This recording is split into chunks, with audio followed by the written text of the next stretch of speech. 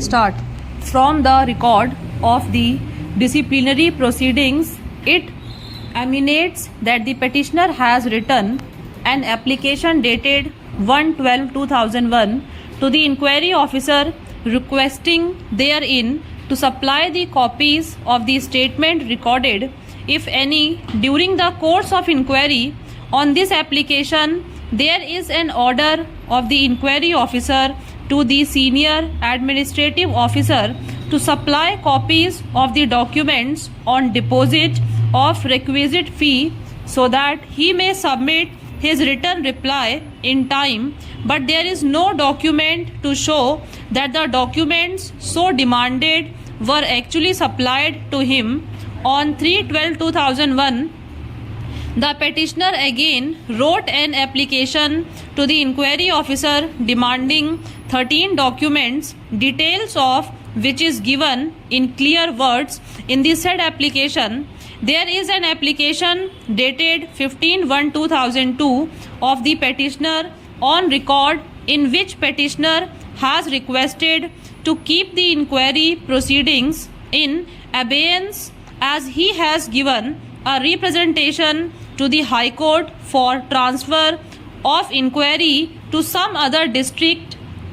There is no order on the said application.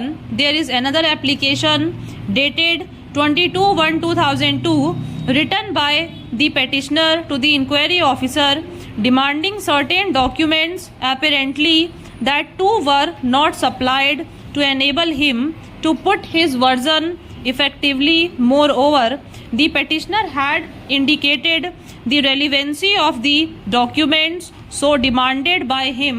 Similar request was made vide applications dated 2/2/2002 and 8/2/2002 and 28/2/2002.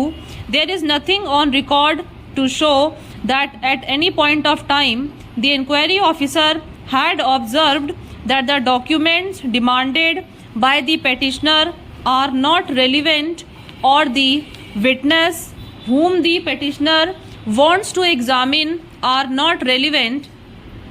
On the contrary, there is admission of the opposite parties that the petitioner had demanded the documents. Mere saying that the documents were supplied to the petitioner would not absolve the responsibility of the opposite parties.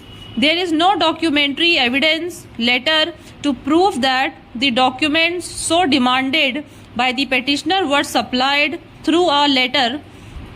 It may be added that the stand taken in paragraph 14 of the counter affidavit is contrary to the record produced by the respondents.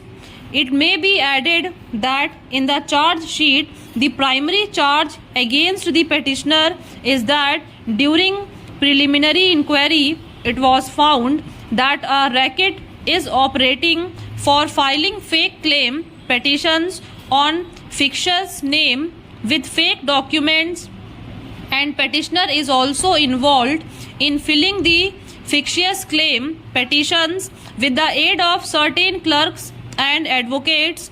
A perusal of the inquiry report reveals that the inquiry officer did not examine any witness to prove the charges levelled against the petitioner, and only on the ground that there is no denial by the petitioner, it has been held that he was involved in the racket and recorded that both the charges proved.